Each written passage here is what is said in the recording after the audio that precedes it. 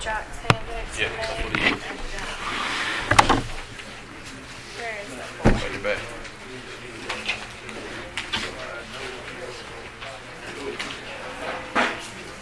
Everybody got quiet when I got up here to the front of the room. I'm not going to say anything. No, we'd like to welcome everybody here tonight for Golly Day. We got a speaker. We might want to use it. Can everybody hear me okay? I'll just talk a little bit loud. We're trying to form a group tonight as a group to oppose the Navy coming in doing touch and go. Our main purpose here tonight is to get everybody informed of what's going on, the procedures, and whether you agree with it or not, that's up to you. But I'd like to welcome everybody here, and glad you could come. But to start off with tonight, I would like Jock to sit down. But we'd like Bishop Dupree to give us a word of prayer. Shall we stand, please?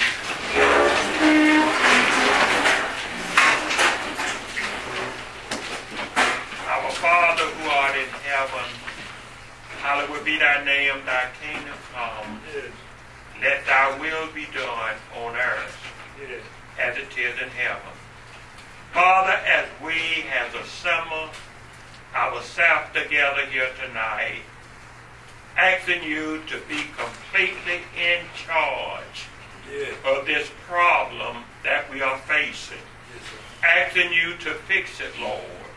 You said anything that we ask and believe in your name, it will be done. Father, we pray tonight that every word that has been spoken, gonna be spoken, shall be established.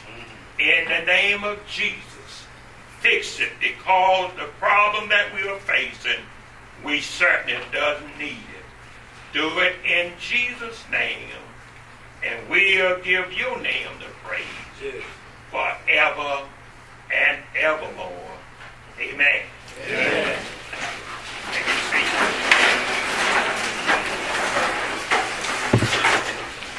Here again, I'd like to welcome everybody here tonight.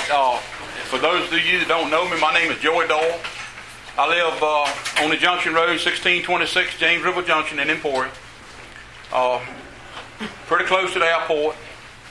Really concerned about the noise levels. It's why I'm here. Don't know how I got to be up here in front tonight. Martin Harrell probably would be a much better choice, but we're glad he's here. I guess we got some more information to share with y'all tonight, and I'm going to turn the program over to Joan Harrell right now. Joan has been very diligent in looking up some information, and 99% of the handouts are Navy information. This is not Joey Doyle's version. This is not Joan's version. This is not Dan Allen's version. This is what the Navy has come out and said it's going to be.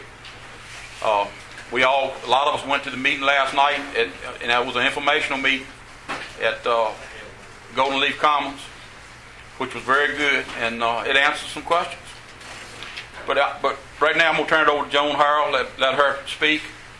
We ask that everybody be civil tonight as we can be. This is a problem. We don't want to draw the line in the sand against anybody. We want to be come together as a community and fix the problem. Joan? Thank everybody for coming tonight. If you have any trouble hearing me, I'll try to use the microphone, but if you can hear me, everybody can hear me pretty good? Okay. You may have picked up one of these handouts. If you haven't, we'll get you one. Any of the information we're going to give out, we're going to make sure everybody gets it tonight before they leave. What my purpose would be tonight is to share the information with you that came directly from the environmental impact assessment draft that the Navy released. Some of you may have seen that referred to in the newspaper. That that document is 1,100 pages long. Most people that I have talked to were very intimidated by that number, but I would like to share with you tonight that if you go to the library, they have a copy of it. If you go to the airport, they have a printed copy as well. But you can access this document easily on the website, and you can download it. It takes a few minutes to download. But once you have downloaded the document, you do not have to read the whole 1,100 pages to get the gist of what the Navy plans to do when they come to our area. Basically, what you can do with that document is go through the first 23 pages and just kind of slide your cursor on down, go through that. Get to the table of contents, which starts somewhere around the 23rd page of the document. And when I say 23rd, I mean at the top of the PDF file where it says the page number. Don't look at the bottom of the pages on the of the document on the computer. Look at the top of the PDF file and look for the page number up there. When you see that 23, you're either there or almost there, or somewhere in that vicinity. And when you go through the next 7 pages, about 23 to 30, that's a table of contents.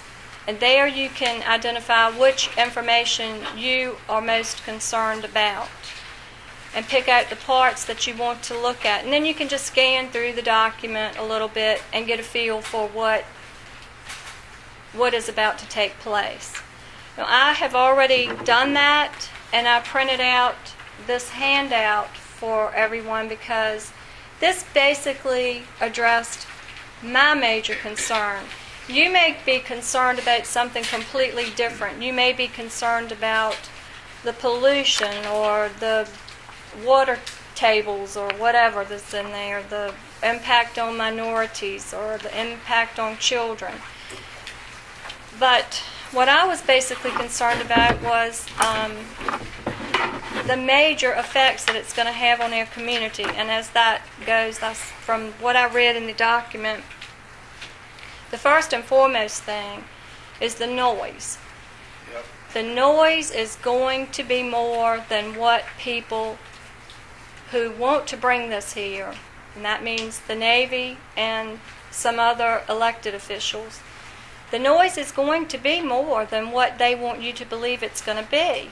And if I'm wrong, I will be the first one to raise my hand and say, forgive me, God, for being wrong, because I haven't had the pleasure or the displeasure of experiencing what we're about to receive, because no demonstration was arranged for any of us. Now, when the Navy approached Franklin about this very same project, Franklin said, okay, well, our citizens want to see what you're talking about. Bring your planes up here, show us what you're talking about. If it's no more problem than you're describing, it's a done deal with us. City Council was all in favor of it. So they sent one plane up, circled around, and went back evidently. We have a gentleman here tonight who is going to be able to tell you in detail, first-hand information about how that all went. So I'm just going to say that when the citizens got together, or whatever brought it about, and this gentleman will be able to explain it further, they came in and did a more complete demonstration of what people would actually experience in the community. And when that happened, it was all over. People were not happy. And City Council told them, no thank you, go away please. So, and Darrell Butler will be able to tell you more about that, because I was not there, but he was. And he's with us tonight, thank goodness, to speak to us and tell us what his experience was. And I think you'll all have your eyes opened when he tells you what happened. So that's the noise level. Well, The noise level for Emporia, how is that going to affect you? That's probably what you want to know. That's when I read it, the first thing I wanted to know was, okay, how's it going to affect me? How's it going to affect my family? How's it going to affect, the places that I do business, whatever. So when you start asking that question, you start looking for something like this. And this is the diagram of where the holding patterns, the two circles, that's the holding patterns, okay? That is different from what the Navy had last night for us to see. The next page in the document, you'll see some lines with basically an oval shape and another line. This is the approach and the departure routes. The next page where you see the two ovals,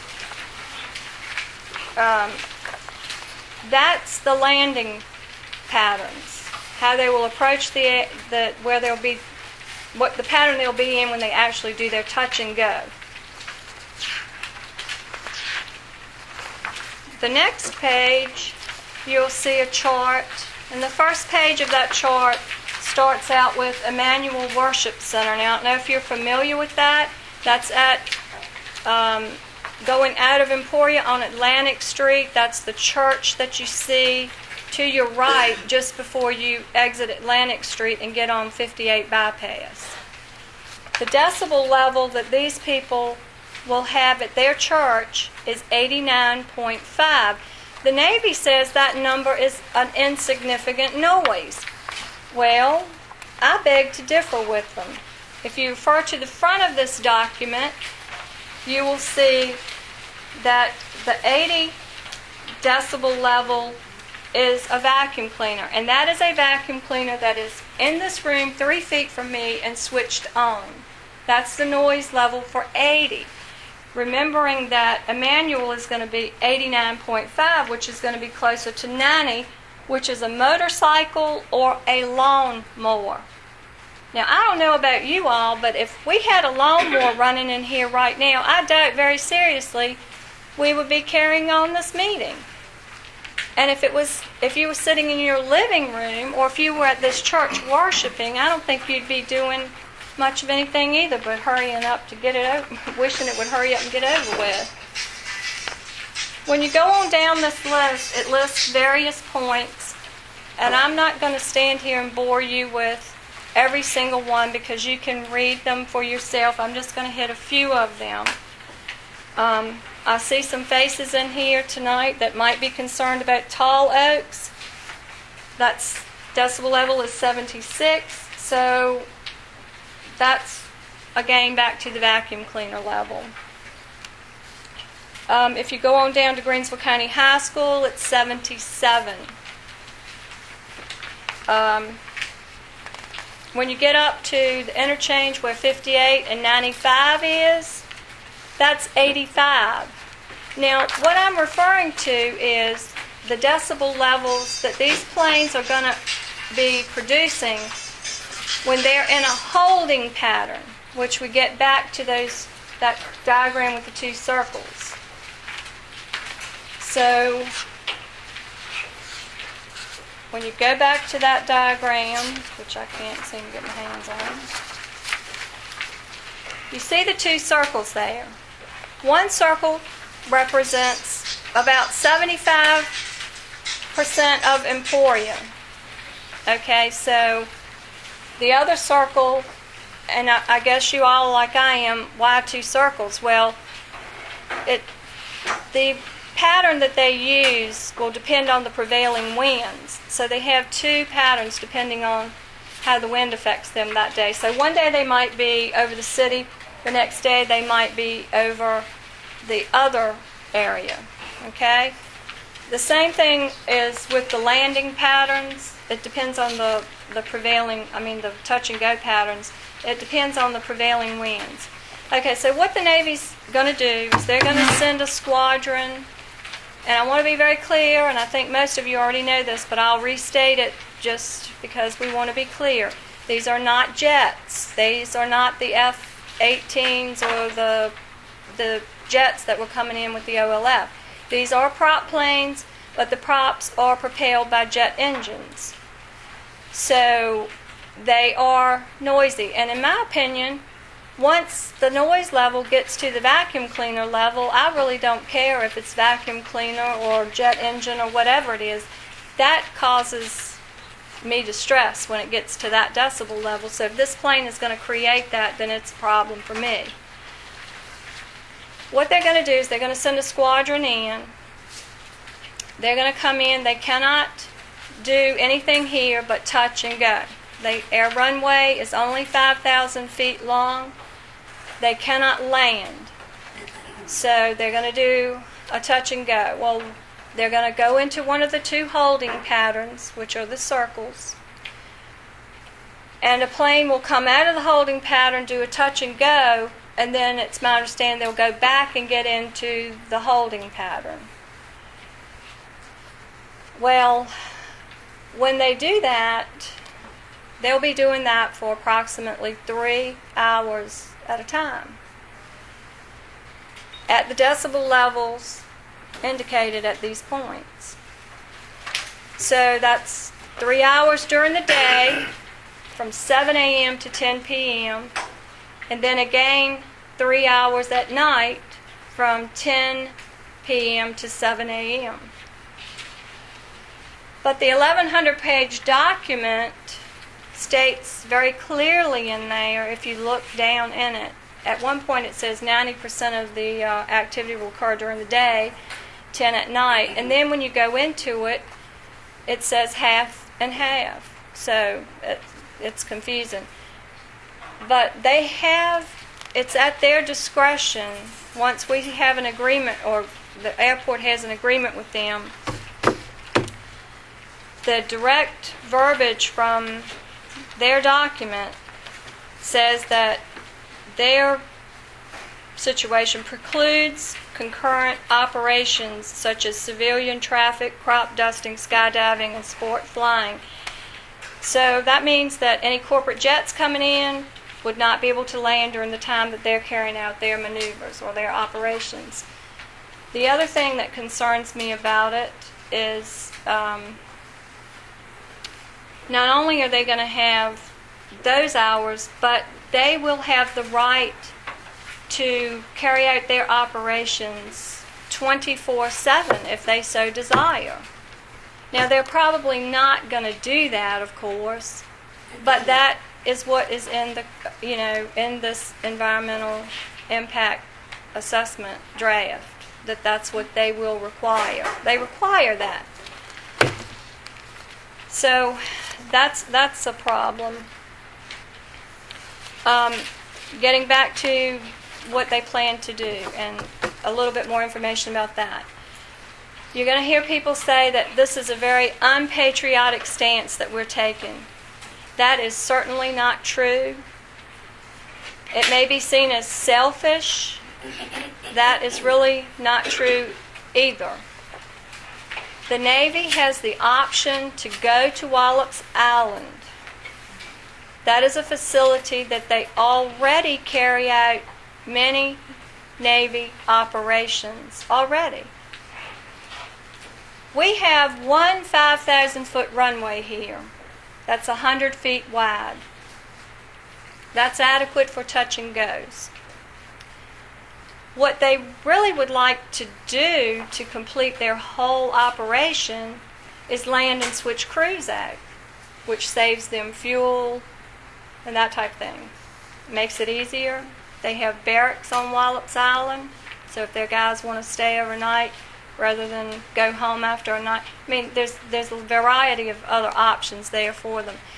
Wallops Island has 3 runways. One runway is not quite 5,000 feet, so that runway is not usable. But the other 2 runways are 8,000 plus feet long. One of them is 150 feet wide, the other one is 200 feet wide. So they can actually land their planes there. they can switch their crew. They don't have to stay in a holding pattern for 3 hours dumping fuel fumes and such on people. And it's more in line with really what they need to accomplish with their mission, their operations. So we are not saying to the Navy, we don't care whether you train or not. We're simply saying, as taxpayers, why would you come to a place like Emporia that you can't even perform your whole operation in? And why would you want to pay $2.5 million per year to do a less operation when you can go to Wallops Island for $874,000 a year and do the whole thing? And there's only 5 miles difference. We are 5 miles closer to them than Wallops Island.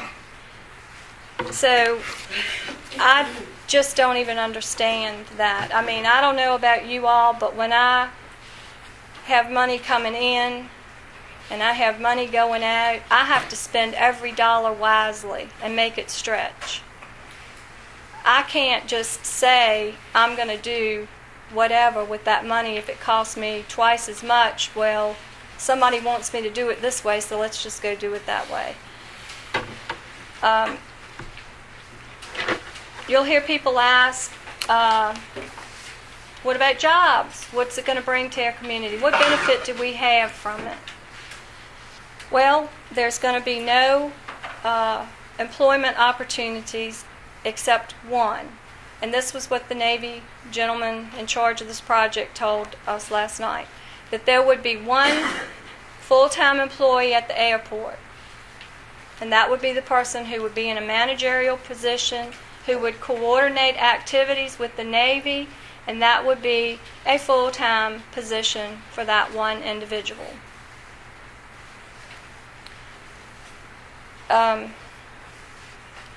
Right now, we're trying very hard to attract industry to this area. We're facing tolls on 95. That's a real big problem. If we also lose the capability for corporate jets to land here at will, that's going to be one more thing for industry to look at and say, you know, no thank you. It may not be the deal breaker in and of itself, but it's certainly not going to help our cause in any way.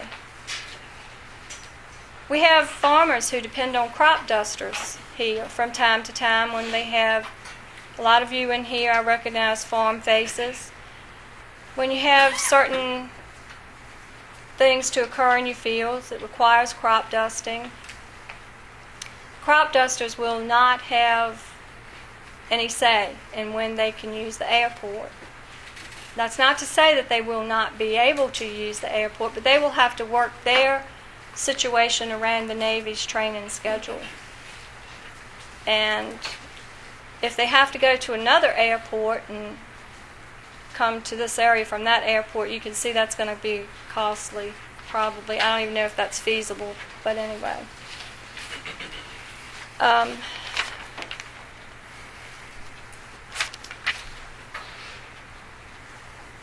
For the period of time that they're going to discuss, the period of time that they're going to train, 3 hours during the day and 3 hours during the night. But what I haven't told you is how many days. Up to 20 days a month or more if necessary. 12 months out of the year. That's a lot of time.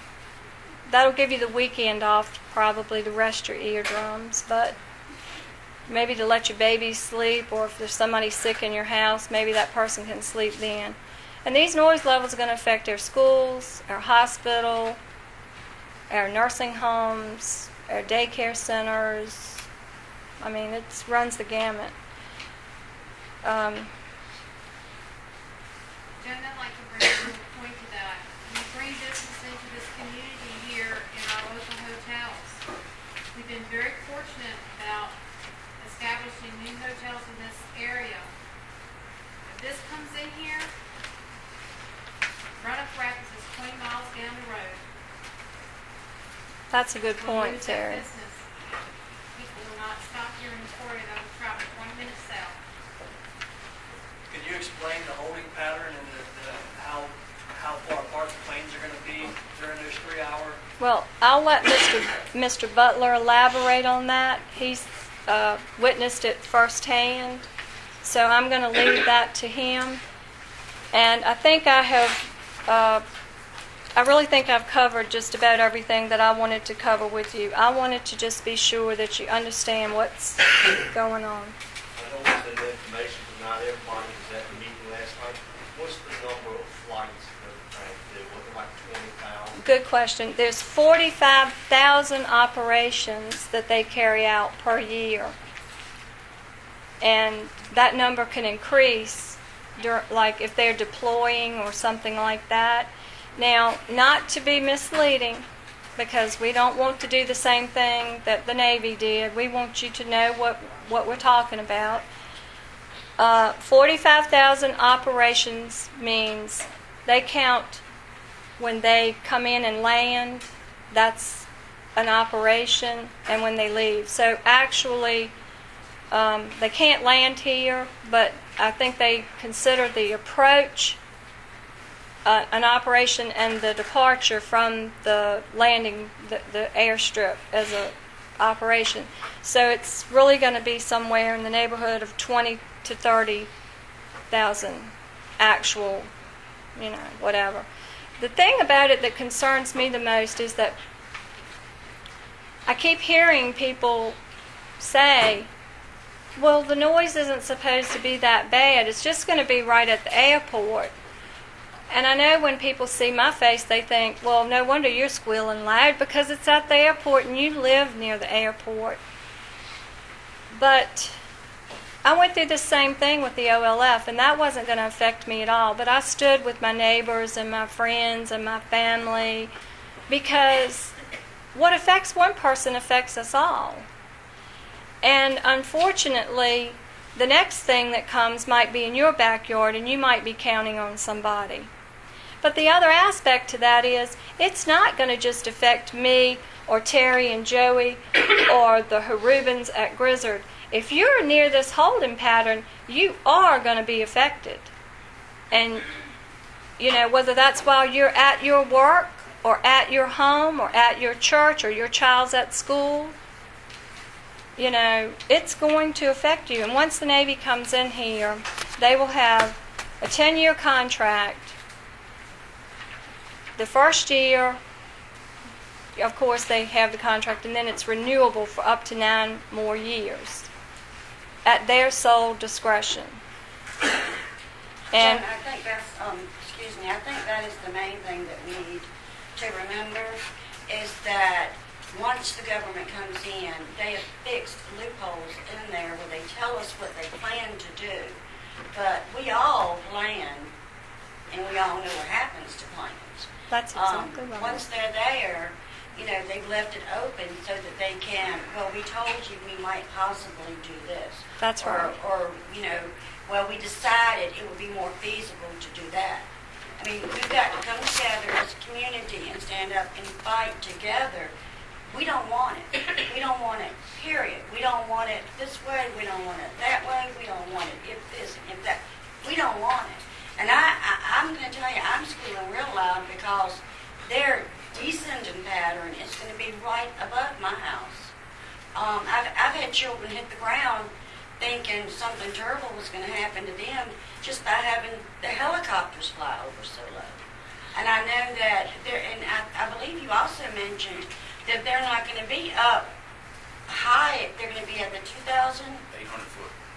They're coming in to our airport at a 3-degree angle, which is much lower than what they're allowed to do at Fentress, where they now practice. And the reason for that is the people around Fentress who encroached upon it, and who the public elected officials and zoning commissions and things like that gave these people permits to encroach on those facilities. They were not there when the facility preceded them. Okay, now they have raised a big stink about the noise, and they want these guys to leave, and their solution to the problem is go out to a rural area and do it. Well, hello, we're people too. That's right. And we did not encroach upon an airport. We've been here, some of us on this land, we can count generations back in our family. My husband was born in the house that we live in now, and he'll probably die there, and he probably will die from jet noise if this keeps the airplane noise in this because they'll probably kill us listening to that every night. I'm interested in everything you say, all the graphs, all the stats, all of that is going to really mean something if this thing comes to this area. The thing that I'm interested in, and maybe I'm different than anybody in here, but I want to know, and I'm late to the party, but I'm here tonight, and I got questions. My first question is, what person or what group of people, when I meet them in the street, who can I thank for bringing this to our back doorstep?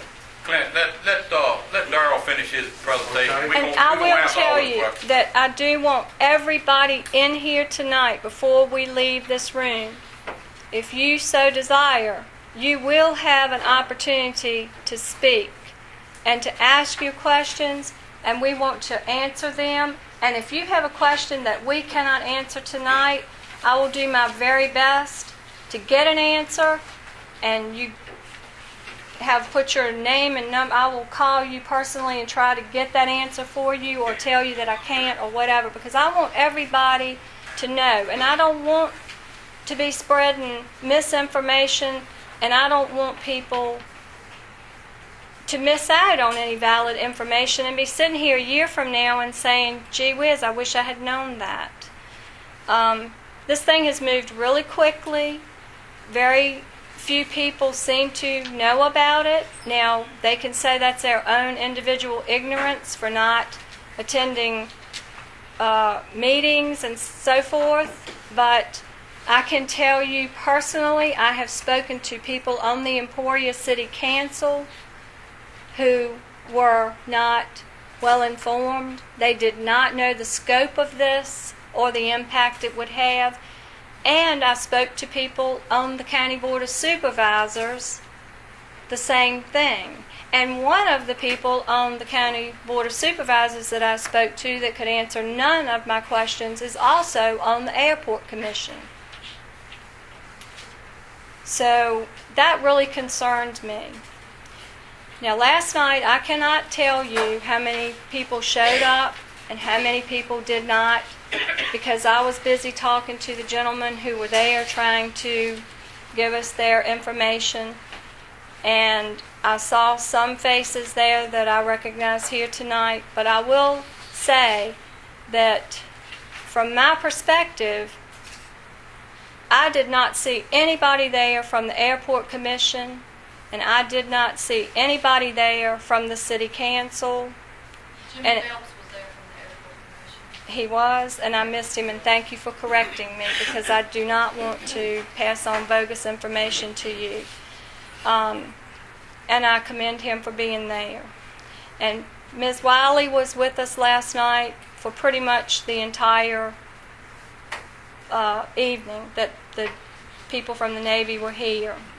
And I think it was probably very eye-opening for her when she was there last night. You have to realize the Airport Commission has seen all that. Right, It was an information meeting for everybody else. right, and I realize that. A lot of the city council personnel were attending the DFL conference in Wheelbury. Okay, so that probably explains a lot of that. Thank you for sharing that with us. You mentioned about what the gentleman said about 2014 OLF. Well, I don't know how to really address that exactly yet, Leslie. But the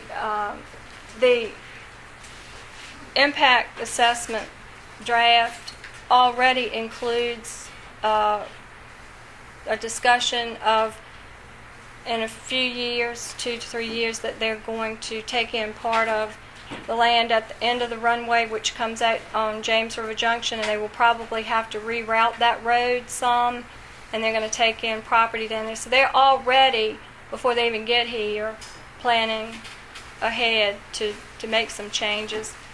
So I think I've about talked enough, so I'm going to ask, we're real fortunate, and I'd like to welcome him here tonight, Mr. Darrell Butler, who is from down the Franklin Way, and he was fortunate enough to be given a demonstration which we have not had the privilege of having. And I think that's one of the things, one more thing that I would like to mention is that a lot of this could have been alleviated, and it could either have been decided before all of it had to come to this point, if we had had the opportunity Franklin had. So when you hear him talk about this tonight, he can elaborate a little bit more on that. And I guess it's not possible for us to get a demonstration because the runway is not big enough. No, they could come in and do what they need, what they're planning on doing, and they could demonstrate that. I talked to the project manager last night, Mr. Mark Anthony. Is that something he's not willing to do? I asked him point blank, would you come in and do, well, it would be possible. And I said, no, I'm asking you, will you do what you did for Franklin? Well, it would be, anything's possible. He never would say yes or no. He just kept saying anything is possible, and we all know how it works when you have those type of semantics involved. Mr. Butler? Before Darrell gets up here, let me tell you a little bit about him. Darrell is field man for Virginia Farm Bureau. He represents the district that Greenville County is in, all the way up to the Eastern Shore. Yes, sir. Darrell has been very instrumental in the Franklin project, as far as the Navy going in. He lives in Carsville. I think he lives right very close to the airport, almost similar to my, That's right. to about what I do. So he has first-hand experience, and he's going to tell you what his actions were at the time. Also, the Greenville County Farm Bureau went on record in September of 2011 stating that we did not want touch and go to come in to Greenville County to the airport. We also passed it again earlier this month. Was 6th of September? What was the annual meeting, Josh? We also passed it at that time also. So we've had the Airport Commission, Board of Supervisors, City Council. They should have seen that we did not want it, or the Farm Bureau Board did not want it. I'm going to turn it over to Darrell now, let him tell you more about it. That's just a little bit about Farm Bureau and what we've been trying to do. I guess we need to be the one making the noise first. Good evening. First off, I'd like to clear up one thing. I'm not an expert in any kind of field whatsoever. I guess you would call me a jack of all trades and a master of none, but I am going to share some information with you all and what took place in Franklin. As Mr. Dole said, I live, if you're familiar where Mr. Dole lives, I live about the same distance from the Franklin Municipal Airport, but I live in Alawite County. I was very alarmed when the Navy started negotiations with the city of Franklin because none of the citizens in the county, the Franklin Municipal Airport is kind of unique because the property is owned by the city of Franklin, but the land itself is actually located in Alawite County. Negotiations started taking place between the United States government and the city of Franklin, and none of the Board of Supervisors with Alawite County was aware of anything taking place, and this is all this is going to be in our county. Once the citizens got a wind of what was taking place, we started attending some of the city council meetings, and actually they set up a demonstration. Now, the gentleman that asked about who initiated, the Navy sent forms out, I think they're requests for proposals to all the local airports in the surrounding areas that met the criteria of what they were looking at. I think it was 90 miles within Norfolk is what they were looking at. So anybody in a 90-mile radius of the Norfolk that would be interested in the hosting these touch-and-go landings, they would fill out the request for proposal and send it back to the Navy. Well, those requests were sent in, but they kind of got stopped because the Navy felt that they had some language that tied back to a 1947 deed with the city of Franklin, in which I'm going to go back a little bit further than that. The airport in Franklin was originally owned by the Camp family, and it was used for Union Camp planes to sell. Well, during World War II, the Navy, I guess you would say through eminent domain, took over the airport, and they went in and they paved the runway, and it was set up as a outer line field is what it was during World War II. They were scared that we would take an imminent attack on the coastline and wouldn't be able to get the planes up, so they hosted all the planes and they built barracks out here at the Franklin Airport. Well, once the World War II came to an end, the Navy pulled out of Franklin, moved their planes back to wherever they had them in Norfolk, I guess, and they deeded the property back over to the city of Franklin, in which in some way, shape, or form or another, it didn't get back to the Camp family, it went back to the city of Franklin. But anyway, make a long story short, they felt that through this deed they had some kind of right to go to Franklin, and through legal counsel through the city, legal counsel through the county board of supervisors, evidently they didn't have that right to use it because they sought to look other places. Now, I'm going to commend you all tonight. This is a very good crowd of representing the community, and a community is what we have here in Greensville County. Our county and the city were able to get together, and we held meetings like this just to bounce ideas and what issues would be facing the community in the event that the Navy would actually come to Franklin.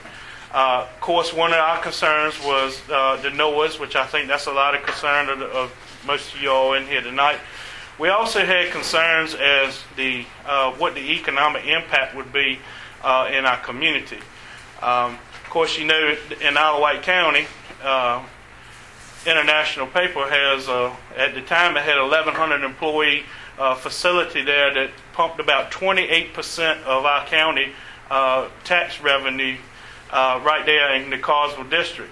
So initially, and most importantly, we were concerned of if the Navy is conducting these training, what would happen if, say, our CEO at the time, John Ferracci, wanted to fly in to Franklin and check the meal out? Well, we're going to tell the man that represents 28% of our tax base that he had to keep flying for 3 hours until we can clear a runway for him to come in, or we were to tell him that could he go to Norfolk and then drive to Franklin. And we, too, like Greensville, we're always looking to bring new industry into the county. And at one point, the southern end of Isle of Wight County was strictly highest industry in the county. So we were kind of attracting, our corridor was set up to attract business to the southern end. Fact was that, did the airport make money on what it was doing? No. But the airport was critical to any new business coming in because of the transportation, you know, being able to use it, brings people in and out. I don't think, and this is a strictly opinion here, I don't think that the airport currently makes money now, but we do receive benefits through being able to utilize it with the International Paper, who has came back to our area and started back up there. So we were concerned with, number one, NOAAs. We were concerned with the economic impact. Once we got into the studying the issue, the runway at Franklin is 1 foot shorter, I think, than the airport here in Greensville County. They also were not going to land at the facility. It was be strictly touch and go. Originally, we looked at it and say, okay, let's keep an open mind to it. If they land, maybe we can generate some money from convenience stores, them buying Pepsis, whatever else they wanted to buy, or potentially some jobs that came with it. Well, when we met with Mr. Anthony, like you all did last night, and at the time we met with Commander Matt Baker, they kind of told us, no, we were not going to land, no, there wouldn't be any employment to be there. it was going to be strictly touch and go. They would fly in and fly back to Norfolk. Originally we looked at maybe fueling, and they're going to leave Norfolk with, I think it's roughly around 12,000 pounds of fuel on these planes when they leave. Come in and fly, and they've got enough capacity of fuel to fly their pattern for 3 hours or so, and then go back to Norfolk. So we were concerned with all those issues. We were concerned that it's a lot of agricultural land in the area. We had talked to some people around Fentress Air Force Base, around Chambers Field in Virginia Beach, and we were concerned that even though the Navy does not admit to any dumping of fuel over the land, they, for years and years and years in this agricultural land, they have had trouble with potential fuel burnage on crop. But like I said, the Navy specifically says they only dump over the water, they don't dump over open land. Protocol, though, is in a mechanical failure on one of these aircrafts, they do jettison fuel off. And if you remember during the Virginia Beach accident, which the good Lord bless the people in Virginia Beach that nobody was harmed in that accident, that pilot did the smartest thing that could be done. He dumped his fuel. He jettisoned his fuel off of that craft, and of course he laid a streak of fuel all the way out before he crashed that plane into the building there. If he would not have done that, I couldn't imagine how many casualties it could have been from that incident. So he was smart in what he done. It is protocol to dump the fuel off in the event that they do have a mechanical failure like that. This thing went on back and forth with my county and the city. Our county board of supervisors, they were approached by people in our community. The community, just like you all are here tonight, we felt it was not in the best interest. And they approached the board of supervisors, and they unanimously voted 5-0 to send a resolution to the Navy in opposition of the touch and go landings at Franklin Airport. Well, after about 3 months of voting no to the Navy with the city council and continually be brought up, which is another issue in itself, the city council finally officially went on record as saying that they oppose the Navy using the airport. And I guess that's where we set the stage for where you're at tonight. Well, we were fortunate enough to have 2 demonstrations. Well, it might have been 3 demonstrations. I know 2. First, they came out with one E-2 Hawkeye, which, by the way, just for clarity, it is not a F-18 Hornet or F-22 or whatever. It is not as loud as the jets. There is noise to them. They're powered by 2 Allison engines, and they're turboprop planes. They came out with one plane and made this touch and go, and it was about 20 minutes between him coming by, and it wasn't a big issue.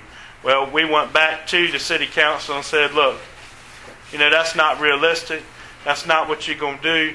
You're not going to bring one plane up. You told us that you were going to bring 3 to 5 planes when you came out and got into a flight pattern. I myself went to the original with the one plane, and they showed me a map somewhat like this. Well, if you see on this road, I see 301, and also I see 301 on there. All right. So originally at my house with Franklin, they had 58 and 258 on there, and my road was not even on there, and I live right off of 258. So I asked Mark Anthony that night, I said, my road isn't on this map here. And by the way the crow flies, I live about maybe 7/10 of a mile from the runway. He said, "Oh, your road ain't on there because it won't fly over your house." I said, well, "Okay." Well, they done the demonstration with the 3 to 5 planes. Every time they made the turn, they come right straight over my house, right down my road, all the way to the end of the cul-de-sac, and made the turn. At the longest time with 5 planes, it was the longest time I recorded. My mother had a video camera. I had a stopwatch. 51 seconds was the longest time that I had in between planes. And I had as low as 38 seconds between planes when they were coming through on the flight pattern in there. They were low. I could actually see the pilot making a turn when he kind of followed my road. There's a curve right there at my house. So they were kind of following that. I could actually see the pilot in there working his joysticks or whatever when he making his turn for the approach to the runway. We felt like we had screamed to the top of our lungs, and nobody wanted to hear what we had to say because it was only a handful that was affected. With the particular day that they done an actual line of what was coming, they flew over everybody in the city of Franklin, including the retirement home, the hospital, the YMCA, downtown. And when they did, everybody's eyes opened up to, hey, this is something that's going to affect all of us. And we all have skin in this game. And from that point out, both our county and the city citizens were all together and opposing the Navy. Yes, sir. So if I'm understanding you right, them coming to this area was an invitation. They were asked.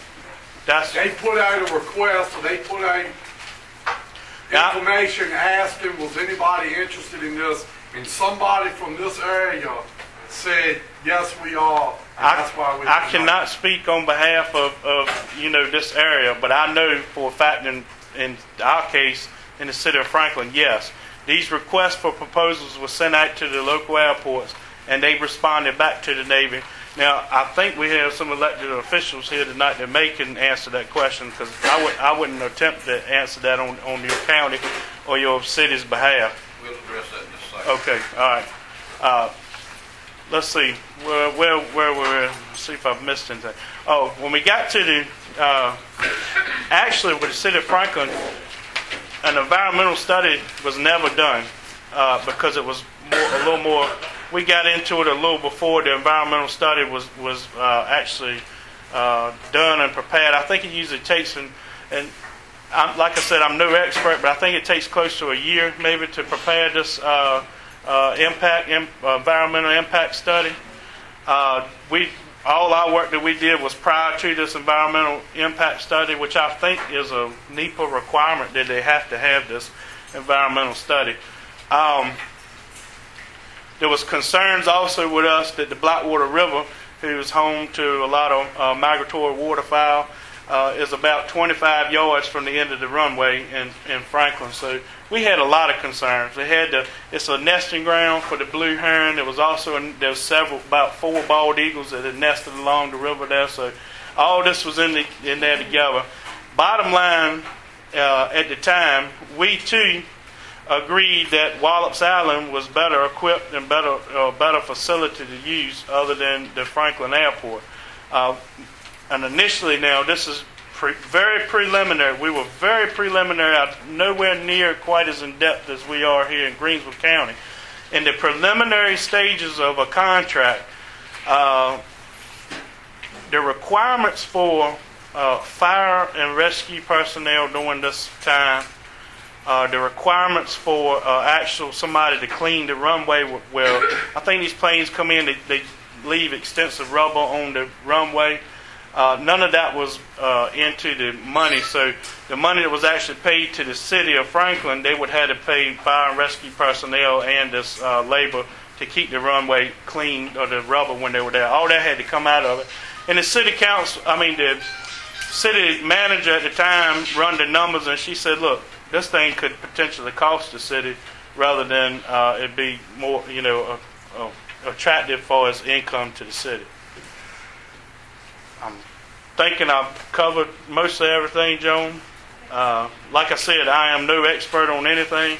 I am just a citizen of Isle of Wight County that happened to live through this in Franklin. Be prepared to be called unpatriotic, as Joan had told you before, just because I was called unpatriotic, and if I actually even went as far as saying, well, if you don't want the Navy using the airport, why y'all live on the airport? Well, I got news for that particular fellow, and I told him pretty quick. I said, my family was here long before they even thought about the airport putting that out there. And I can't uproot my farm and my family and just pull them up off the end of the runway and move my land somewhere else. So, we like living in rural Isle of Wight County, and we have dealt the Marines use that airport right now with helicopters, and we that was another obstacle we had. We're going to have helicopters at night and during the daytime, and in between we were going to have turboprop C2s and E2 Hawkeyes flying during the daytime. So we felt pretty much there would be a 24/7 use of the airport at all times there. So anyway, I know this may not be too much beneficial, but Mr. Dole's a good friend of mine, and I felt like at least I could come up and give you what little bit of information I have with Franklin. Do you know what the income impact in the area is? I mean, there has to be a reason for a city or county to do a proposal, isn't there? Do you have any idea what they thought they were going to get? I'm sure it was and like I said, this is strictly my thoughts, and I'm speculating here.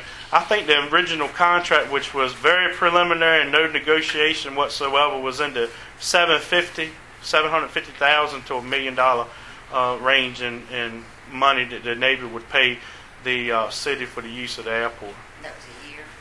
I believe that was correct. And like I said, that was very preliminary into the negotiations of the contract.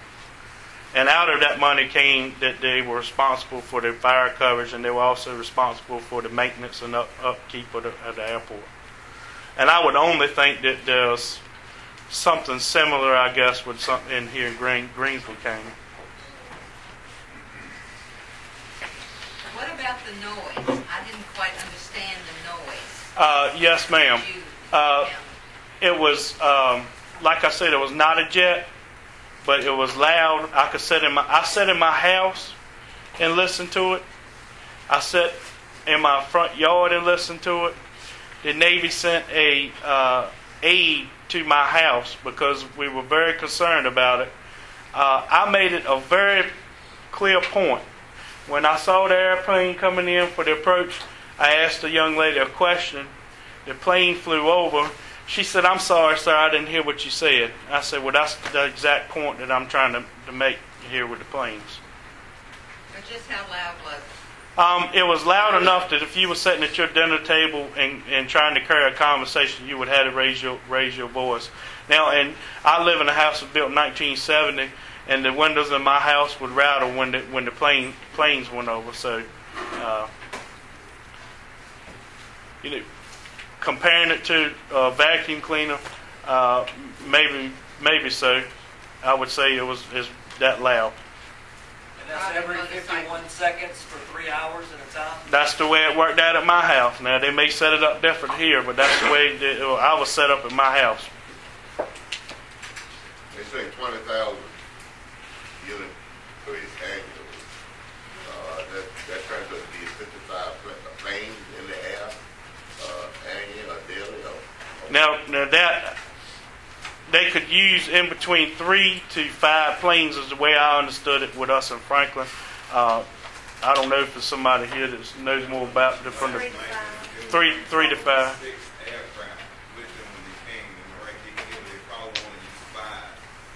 Okay. Well, keep in mind that the less planes, the smaller the flight plan would be, and they wouldn't go over as much. The larger the plane, they would have to go out with a larger flight pattern. In other words, if we get a demonstration, we need to get a maximum number of planes. I would suggest, that would be my suggestion, would be realistic about it. If they're going to say they can use 5 planes, I would request that 5 planes come. So that would give you the full, How long a time period? Full 3 hours like they planned to do? That's what they did with us. Now, I've heard a date of October the 13th as a deadline for what? Yeah, it's October the 5th is the deadline for people to submit their comments. And we have comment forms here tonight. Did everybody hear her question? She wanted to know there was a deadline mentioned somewhere along the way. And that deadline is October the 5th. And that's the last opportunity you have to submit your comments, be they good or bad, to the Navy. And we have forms here tonight. It's the same form that the Navy used last night to get comments. How can we comment on something we haven't been demonstrated? We don't even know what it's going to be like. Last night, when they gave you the form, they said you had to write on the form you wanted it. It would probably be the only way you would get it. Right, that's a good point. Well, see, now that's a little different. We didn't have that trouble. The Navy cooperated with us in setting up these trials. They were willing to work with the residents at any time to set up the trial. But to be realistic, if I showed somebody something one time and they didn't like it, I wouldn't think about showing it again. I'd run from it, which sounds like what they're doing now. Well, the Navy was not asked to do a demonstration at Greensville County, at Greensville Airport, Greensville Fort Airport.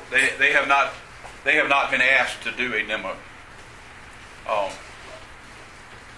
But we do have a timeline, so we do, I mean, that's not very long.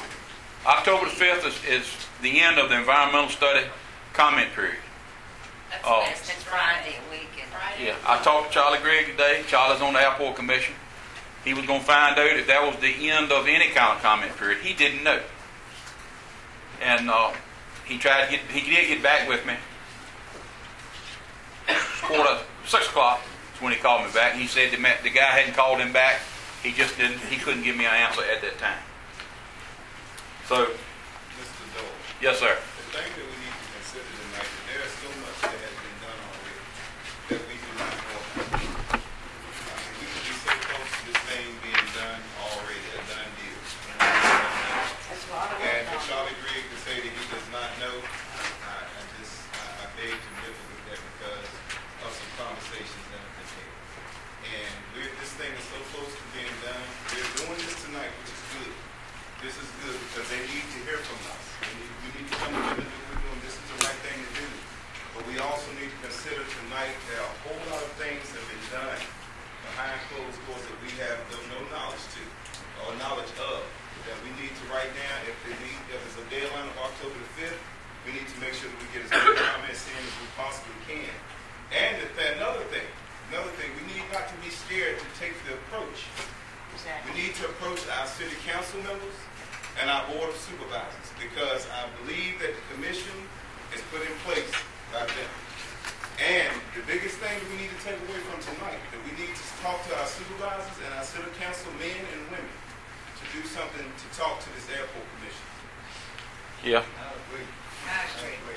Let me. I just don't think anybody else has been bold enough to go there, but that's where we at right now. Stacey, let me just make a comment or two before then I'll get to your questions. Clint, you had a question a while ago. Who asked for this to come to Greensville County? The Airport Commission put a bid in, and I don't know the exact date. I was probably told today, but my brain ain't big enough to absorb everything. But the Airport Commission are the ones that asked for the Navy to come in and consider Greensville Fort Airport. And to reiterate what that gentleman was saying, and I appreciate his comments, that commission is appointed by a city council and board of supervisors. Four from each. And if I'm hearing the same right, the commissioners don't know, the council don't know, and the board of supervisors don't know. So who knows? For sure I don't. Who knows? That's the problem. Who knows? I enjoy all of this, but nobody knows. Ain't nobody giving no answers. Well, somebody's got to have the answer.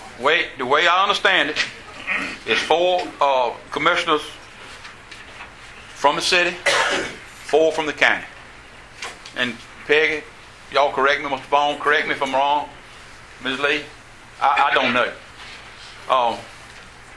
I guess we got questions on, who is eligible to be a commissioner. How does that take place?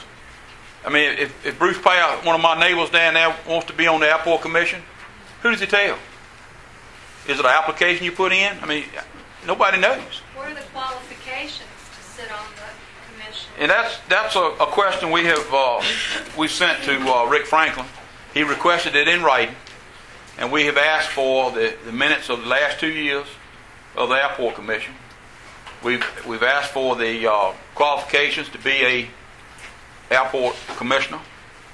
How about the menu? Did you ask for the menu when they had the meetings? No.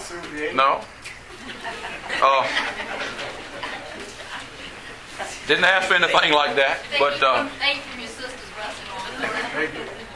But it's provided. It's provided. That's great. but anyway, you know, I have no qualm with whether they had a full-fledged meal or Ritz crackers and peanut butter. It doesn't matter to me. But I do think there's a lot of questions we need to get answered, and In a short time. in a short time. And I don't put anybody on the spot here, but I think the city council needs to talk to us. We need to know how they stand. Board of Supervisors, we need to know how they stand. Also, the final say-so is the Airport Commission. That's one point I want to make, Joe. I understand that they have the final say. They have the final say. I understand that one member last night said that he has not decided. So there's a vote at some point. We and I don't know that they're going to decide for sure they're going to accept this thing as offered, as I understand. Any commission members here tonight? My understanding is also that the bid has already been submitted. So I that's what one member said last night now. So apparently that is going to be presented back for their vote for a final deal. Yes, that's right. That's right. So, One thing that I couldn't ascertain last night in the conversation was how much of this expense is going to come back to the county and city. We're talking fire and rescue, buildings. I was informed last night that, you know, they would train our fire department and they would be responsible. I asked several questions and nobody can give me a dollar figure. Well, I asked a question today about how much that we were asking for, and the airport commissioner would not tell me. He said that was. Well, nobody that can benefit from it, no matter what the amount is the airport. They're the only ones that are going to benefit from it. Well, we already have a good airport. We already have a good airport. But anyway, the airport commission has the final say-so, and I was told today that they do not answer to anybody. Yep. Now, I don't know about y'all, but Slick, you've been in the Rotary Club how many years? Don't y'all send out a quarterly report, annual report, something? we do. They don't answer to the city or the county. That's what I was told today. Don't Is appear. it too much to ask? When I look at all these people, these commissioners, I don't see any of them that should be demanded to be here. But there's one that I suddenly would expect. I vote in the city, but I own property in the county. I would think, I see 3 supervisors here tonight, I would think on an issue, board, get it right. But Mr. Ferguson, I really see where his presence here would have been greatly appreciated. Number 1, representing the county as a government. Number 2, I would imagine he would be the go-between between the commission and the board of supervisors. So maybe all of the board of supervisors would be well informed if their informant was at the meeting. Do you think we can get him in a building with somebody between now and about October 5th? Can we do that? Well, is there any way we can do that, Ms. Wiley? His number's on here. We can give him Monday a call. night. Oh, he didn't come to the meeting. He's not going to answer the phone. Monday night, there's a board of supervisors meeting in Greenville County, and we are on the agenda. What time, Monday night? Everybody that's in this room, if you have real sincere concerns, if you could make your presence at that board meeting Monday night, the person that Clint's referring to will be there hopefully, and they need to see that there are concerns. Now, you know, if we don't show them that we're concerned, in all fairness, they're not going to, they don't know. That's how it's managed to go as far as it has gone. And that's right, because we went to the Southampton County Board of Supervisors meeting this past week and spoke to them. And they were very accommodating. They understood our problem. They were very concerned. And you all should be getting a letter from them stating that they are in opposition to this, as well as the city and the Navy will get a letter from them because they voted on it they passed that while we were there. But I was amazed at I have a lot of respect for these people. They give of their time. They give of, I'm sure they're not compensated enough to go through what they go through. You have to have very thick skin to be in these positions. But in fairness to these people, they can't make decisions if we don't, as citizens, give them input. And I plan to be in some meetings from now on because my eyes have really been opened, and I'll take part of the responsibility. I did not know this was going on. But now I will say that if we had been going to the Board of Supervisors meeting in Greensville County or the city council meetings like we all should take an interest in do, we still would not have known. The only way we would have known about this is if we had been at the Airport Commission meetings. And, I mean, I think that's, you know... Well, if they answer nobody, I'm sure that's not an open meeting. If you don't answer nobody, no need to be at that meeting. Maybe some good will come with this. Maybe now the city and the county will hold the commission that they appoint accountable. If I ask somebody to do something, I'm certainly going to check on them. I might not check on them monthly. I would think I would check on them twice a year, but I would check on them and know what's going on. But for something of this magnitude to take place and they know nothing about it, it says a lot about that commission in itself. You know, they truly believe they answer to nobody. And who are the people to lose? All of us. And if you look at these people on this commission and you get those very same maps and you take your red pen and you start placing where these people live, some of these people indeed are not affected the way others are. Some will be affected not at all, whether it be in a mental capacity or a physical capacity. Where's the meeting at, the Board of Supervisors? It's at the county building. I think they need to have that in the Golden Leaf program. Well, that's up to the Board of Supervisors. Stacy, I put you off a while ago. I'm sorry. Stacy Bradshaw. I live in Richmond. I'm close to several people in this room. We've been dealing with the OLF issue for several years, and I just have a few comments, not to raise alarm, but just to share with you some of the processes that were going on with the OLF. But I have a question for Daryl first. Excuse me. How long ago did the Navy come to Franklin? Let's see, it started, I believe, October of 2010. Okay.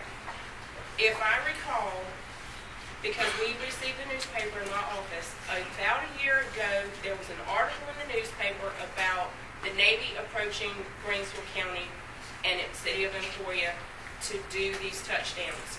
A newspaper article was in the Independent Messenger about this about a year ago. And it cited Franklin was not interested, and it was also in the Tidewater News. Now, the fact that an 1,100-page environmental study has already come out, you are extremely close to having this in your backyard. Because with the OLF situation, they started having scoping meetings before they did the environmental evaluation and study. And that's a 12 to 18-month process. That's right. Okay, so this has been going on for 12 to 18 months behind the scenes. So It was an article in the paper. We went on record in September of 2011. Right. So that's 12, 13 months ago. That's All right. It was a lot in the spring. It was an article in the spring time. Susan, what March? March the 2nd, 2011, I got the article. Okay. That's when it was put in the paper. That's when, I guess, concern has started for Farm Bureau. funding for the airport comes from our locality governments. So if the locality governments don't know what the airport commission is doing, then there's a situation that needs to be addressed. Because I've seen Mr. Franklin stand in front of the county board of supervisors requesting money for the airport. Yes. And giving a report. So somebody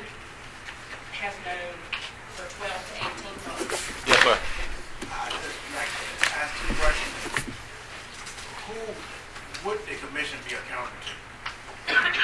I was told today that the only people they are accountable to is the state and federal FAA, Federal Aviation Administration. But they're all appointed by your board and council, right? Yes.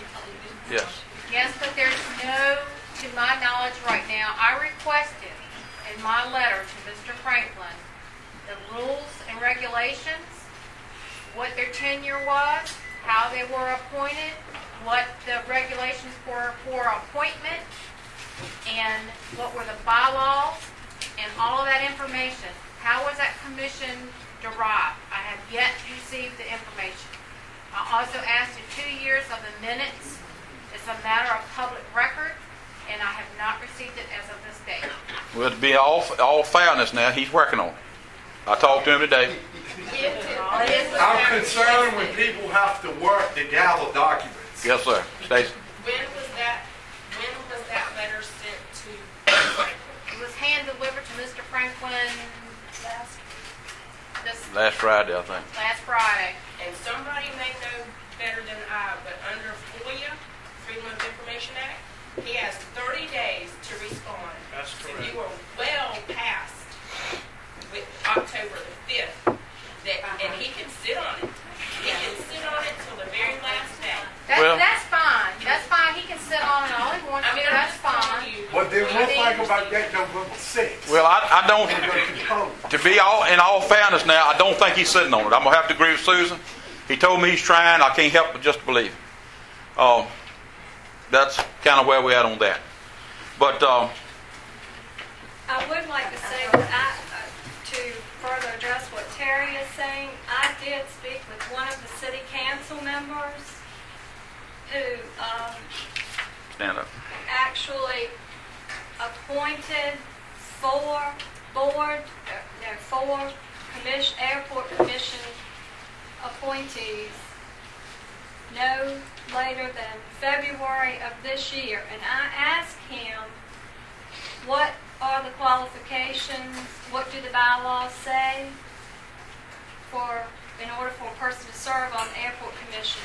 He is the person who nominated 4 people on that list. He nominated Nancy Squire, Royce Warnham, Ted Lee, and Charlie Gregg. And he could not answer my question.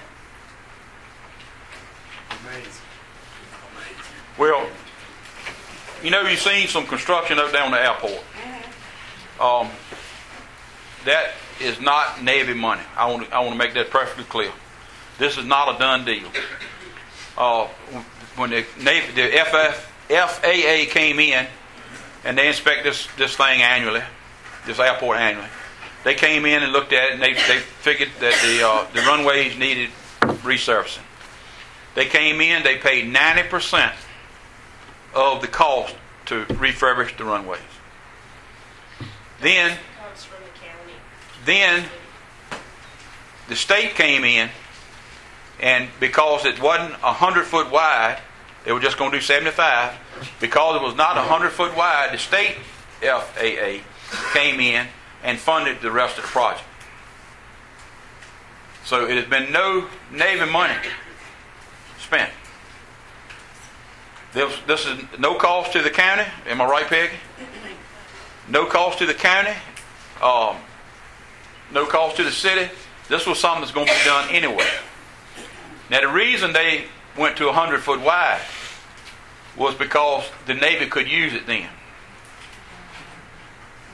Once again, government is big business.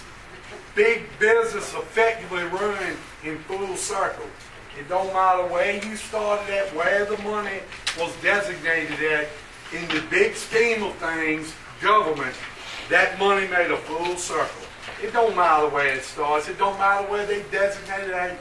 Money is money. Government money is government money. End of the line. It's all part of a big plan so that people like us in this depressed area can have it forced down our throats. And the very ones that we all bestow our trust in to look out for our best interest, to attend all meetings and stay abreast of this, have failed us.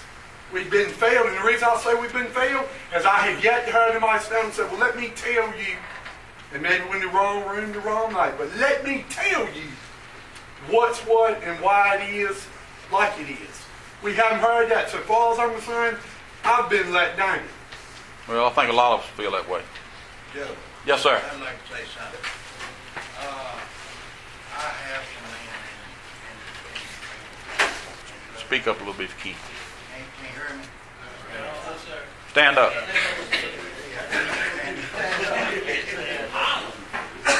I have some land. My name is Edward Lee. I have some land in the lowland. And of course, I rent my land to Ed Saddle. And of course, I know when he comes out and goes in. But with this plan. Yes, sir. And I don't like to say anything about hearsay, but I'm bound to say this. My cousin, Jimmy Lee, responsible for building 58 Highway. David called him and told him firsthand what he knew of what's going on. Jimmy called Rick Franklin. He said, tell Edward Thomas, this is not going to fly. That's what he told you. And I'm strictly I cannot understand a lot of the members of Airport Commission want to go in the direction they're going. I used to fly, and I'm very familiar with the patterns. And it's coming right over my property. All your drawings in here. And of course, I'm not the only one. It's going to affect us. We need to try to put this thing to rest if we can. And I hold the people that's on the airport commission responsible. Totally. Yes, sir. Thank you. Thank you. Yes, ma'am. I'm kind of confused. Exactly which person should we pose most of our protests to? You've got a fact sheet right here, a contact list. Everybody on this list. Just everybody. Just start dialing. And one we didn't put on here that we should be is Randy Forbes. Has anybody got his contact information? I think it was supposed to be Rick Franklin who contacts him. That probably wouldn't be a good right to go. You might want to talk to him direct. Okay. I didn't. Ja, can you pull it up on your phone? You got the mayor, but you don't have the county administrator. Okay. Do we want to call Dave Whittington too? Dave have a vote? No. Well, I just remember seeing the comment in the paper that article. Same comment. You know, this is going to affect not just residents of Greenville County. We've got people in Sussex County over here that's be flying over. We've got residents of Southampton, which, believe it or not, there's 30 acres of the airport that's on Southampton, in Southampton County. Yeah, so, you know, it's just not Greenville County, and it's just not important. I mean, this affects the whole community. I think one reason, too, I might be going out on a limb saying this, but I'm bound to say it or I won't sleep tonight because I've got a big matter. But I think one of the reasons, too, some of the people now in here may have thought this issue had died and gone away and did not know that it had resurfaced because it pretty much resurfaced quietly.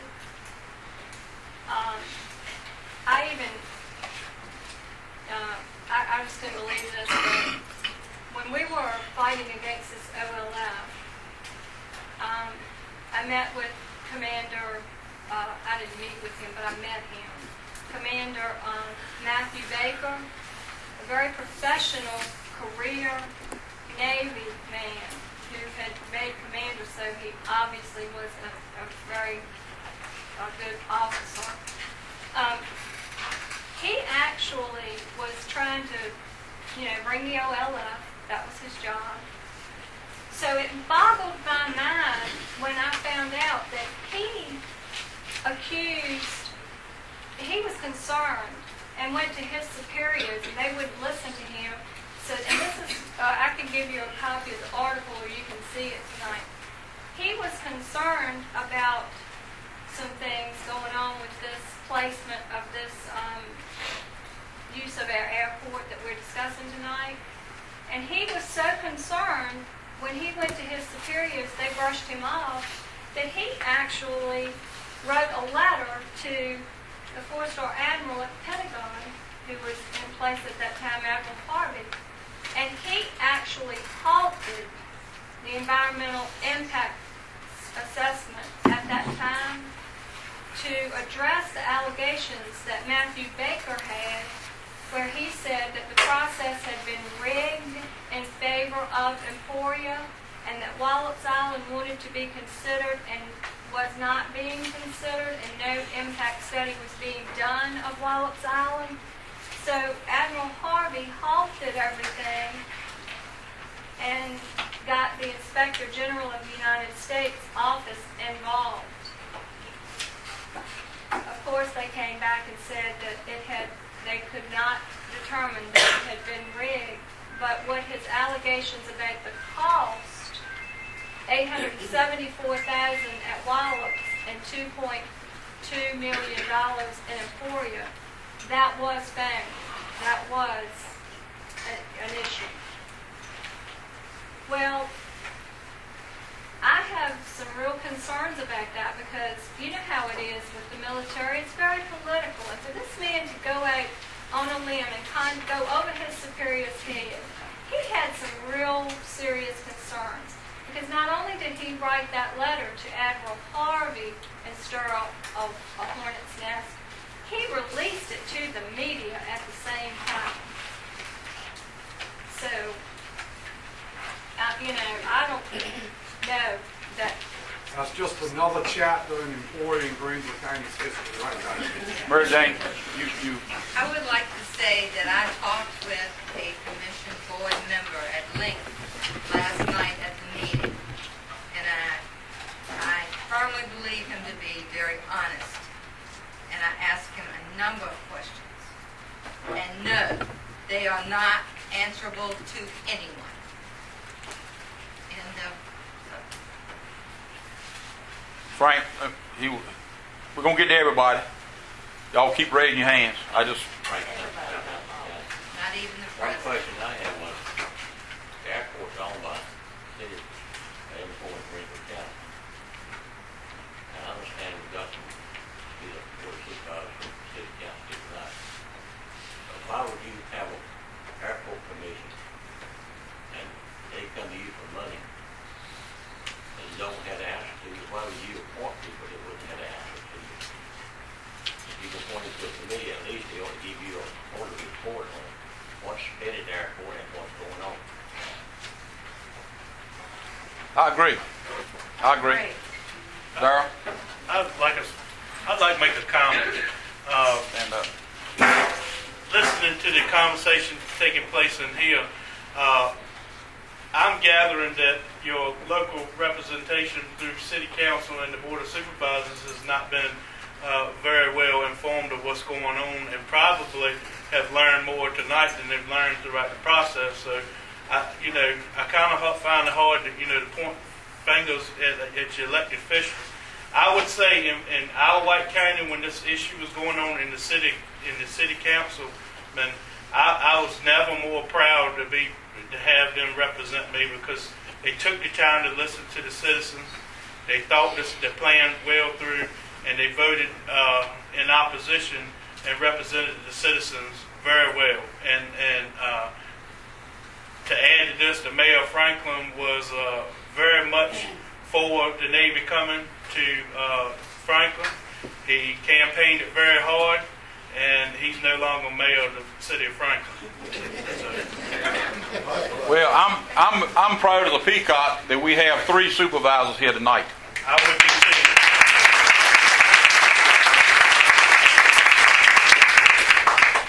Yes, sir. We have 2 issues here. One is an oversight issue. with the airport commission, and that's not going to get solved in the time frame that we need to get solved. That's a long-term thing. Yes, sir. But the issue that I'm concerned with is what is the official stance of the city council and the board of supervisors now that this has come to fruition?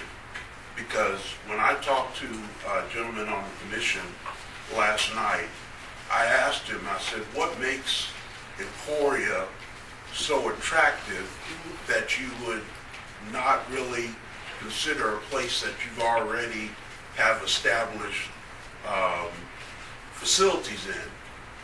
He said that, well, the winds are better here, there's not as much interference, all lame excuses. But my vote, or my concern, and this man's concern, stated to them, is not going to do anything. We need some help with our elected officials, and I've not heard anything from the elected officials in terms of are they in favor or not, or just what is the stance of our elected officials at this time. I guess we'll find out Monday. I guess in all fairness, we should let the Board of Supervisors, I guess they would probably talk before the meeting. I would guess. Did we talk before the meeting? I would probably think y'all would probably talk to each other maybe a little bit. Between that Monday Uh-huh. and well, I solicited Mr. Vaughn and Dr. Lee to come to tonight because I wanted the board to be aware of what is going on. But I don't think it's fair to ask y'all how you stand on it tonight unless you are proud to stand up. I would prefer not to. I think my actions pretty much indicate now I wouldn't be here. That's good. That's good. Stacy? Just a quick question. We heard tonight that Southampton County is sending a letter in opposition. We have the chairman of Sussex County Board of Supervisors here this evening, and I'd like to hear from Mr. Tyler if Sussex would possibly support Greensville as well, because we've all been with the fighting the OLF, and now we're faced with a new demon, so to speak. Mr. Tyler was at the meeting last night as well. A resident of Sussex County, that's my, while I don't reside in Greensville, I will be affected because of where I live in Sussex County. I'm going to have to affect the board meeting and ask you for that consideration. When is the next Sussex? October. I'll do October 18th. One thing that has been mentioned, Joe, is noise is, of course, the main concern of all of us. Peace of mind, our families. I think we're 2.5 miles from most of my family live on considerable land in that area to the end of the run, very close to Sussex line. And naturally, we're concerned that we're left. But devaluation of property is something that's going to affect every homeowner, every property owner in this whole area. If it's a constant problem, which we're facing, I think it's in 10 years is the plan to use this thing. Who knows whether that will materialize or whether it'll change or do whatever. But we'll left and then switch to that one way in 2014 and what they're talking about reconsidering which ran the corner. But the devaluation of property, every homeowner, every property owner, business owner, it's got to be affected, when, as the lady said about the hotel business. It doesn't take long to figure out, I don't want to be here. What they think they have, they're not going to have. Absolutely. So just want to break that point. Thank you. What about satellite? Has there been any determination about how it would affect satellites or dish or any kind of network? Darrell? At my house during the original trials, when they went over, every time one went over the cable, the dish network would go out and then come back on.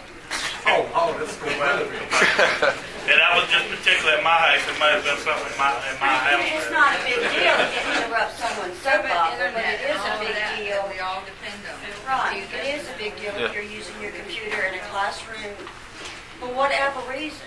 Yeah. Or even your TV with the news. You stay aware. Yeah. one thing just occurred to me that I hadn't really considered before, and somebody said something that just made this thought pop in my head. But I think it was when they were asking Representative Mr. Tyler that about the going back to Sussex, and we in Greensville County, Southampton, and Sussex hired a lawyer together to fight the OLF, and now we look like, I mean, how does that look to our neighbors who have footed 2/3 of the bill to keep the OLF out of here, and now we're inviting something very similar. Exactly, and I That's mean, crazy. the airport is a foot in the door for the OLF. That was another one of our major fears in Franklin was, okay, maybe there's short-term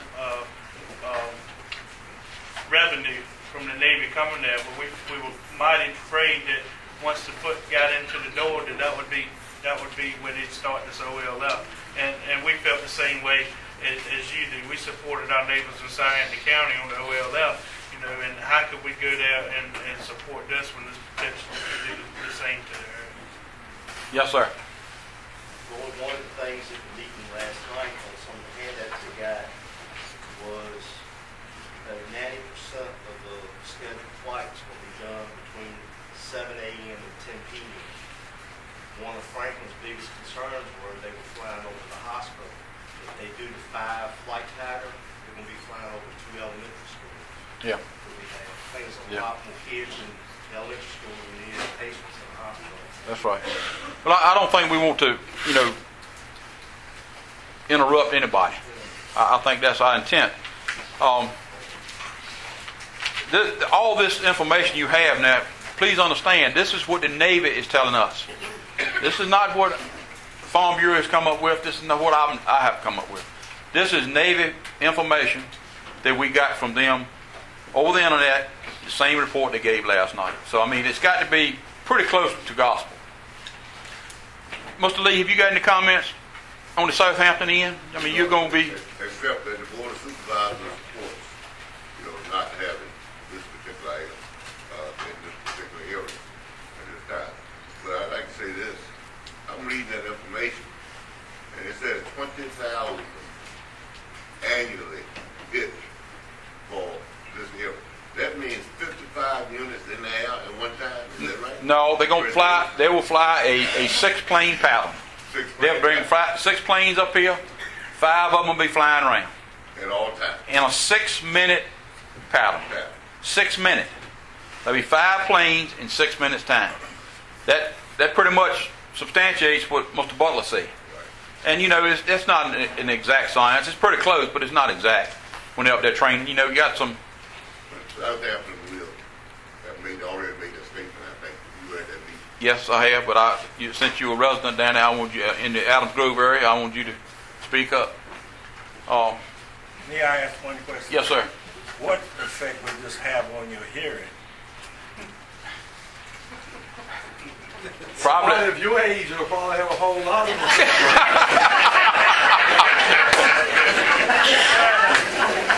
Please excuse Clinton. I don't know if you know him or not. That's straight up.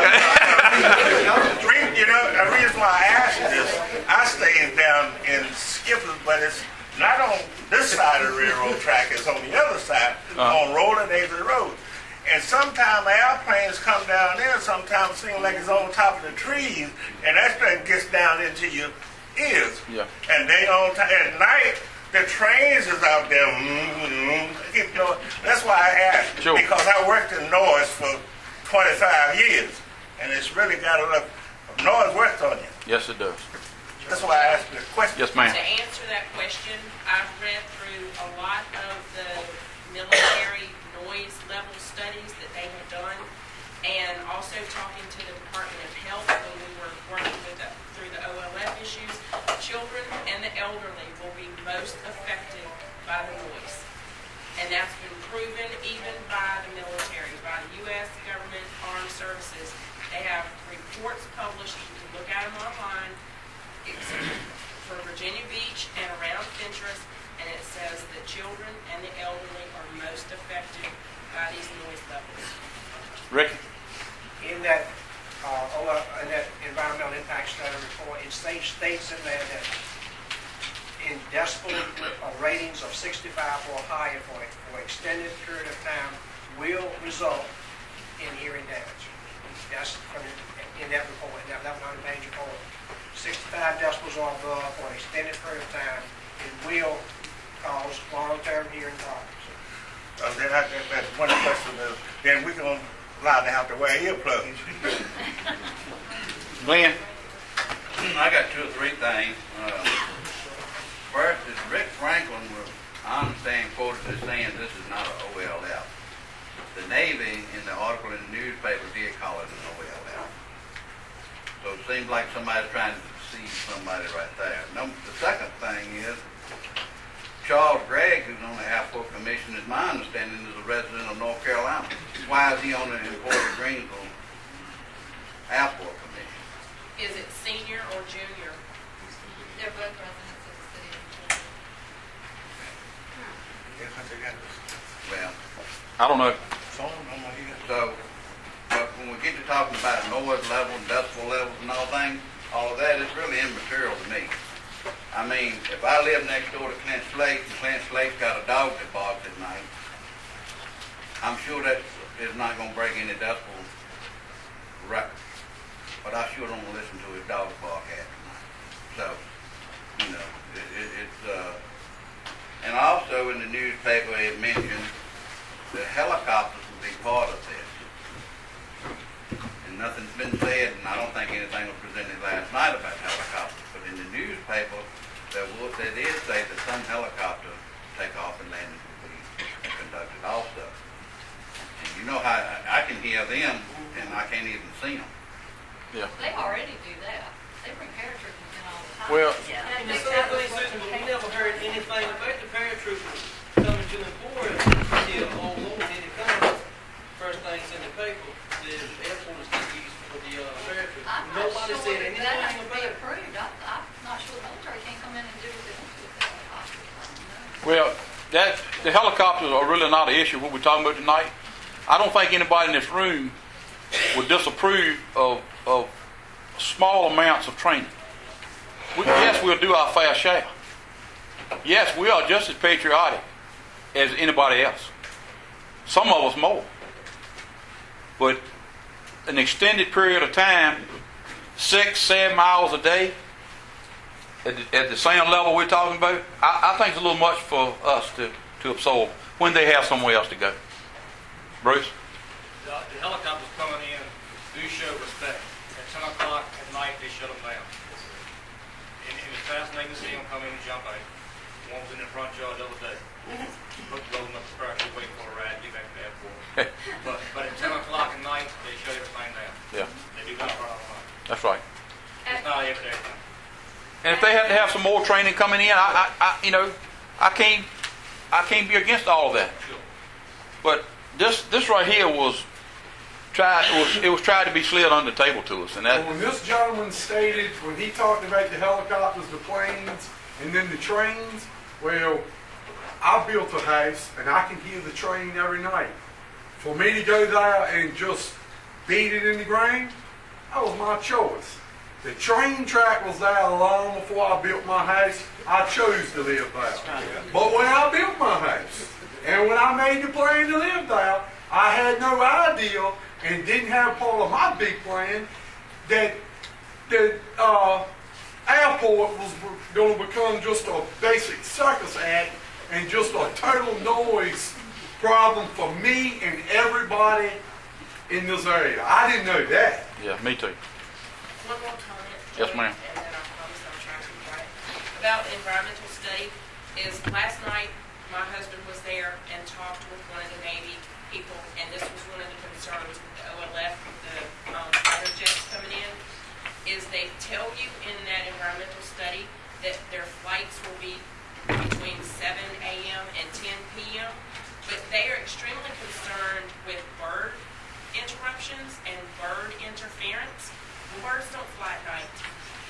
So they'll tell you that they're between 7 a.m. and 10 p.m., but it could very well be what Ms. Harrell said, from after 10 until 7 in the morning.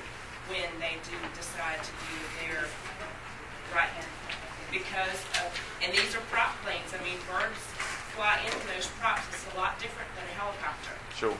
So that's something to consider as well. The impact study does, when you read that summary on the first 23 pages, it gives you that 90% during the day, 10%. But when you start digging down further into that noise, when you look at that table of contents, and you start looking at those noise pages, they contradict themselves. Exactly.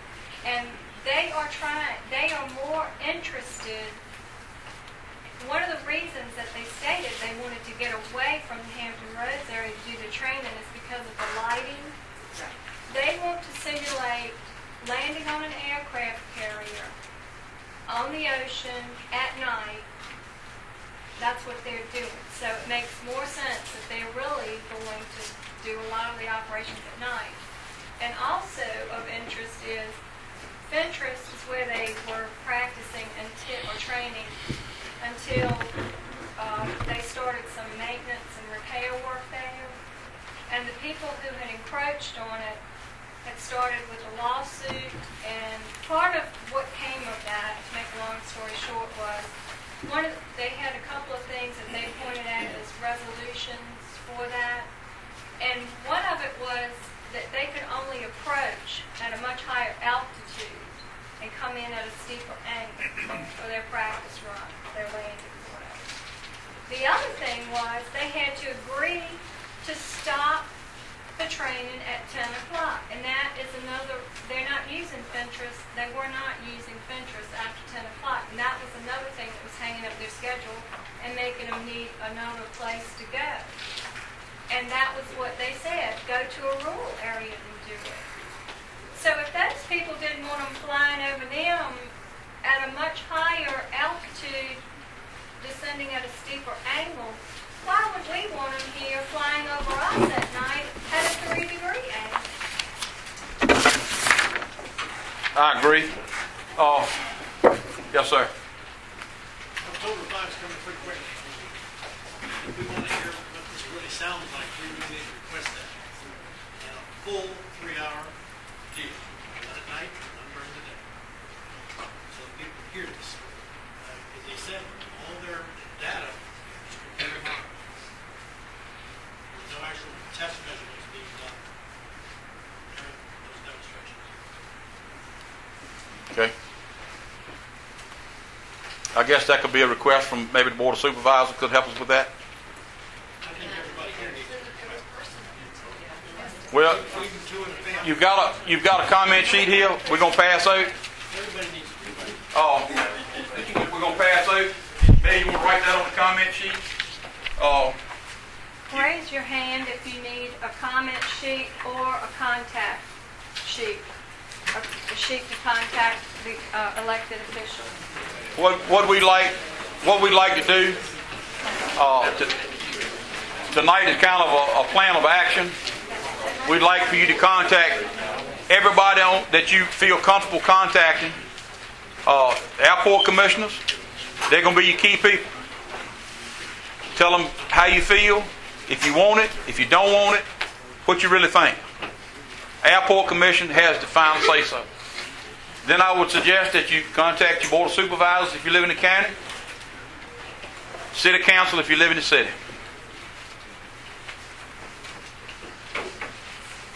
Any other questions? If you'll fill these out tonight, we will be glad to take them, mail them back in for you. If you feel more comfortable taking them home and mailing them yourself, I mean, whatever you want to do, but the offer is out there. If you would like for us to mail it back for you, we'll do whatever.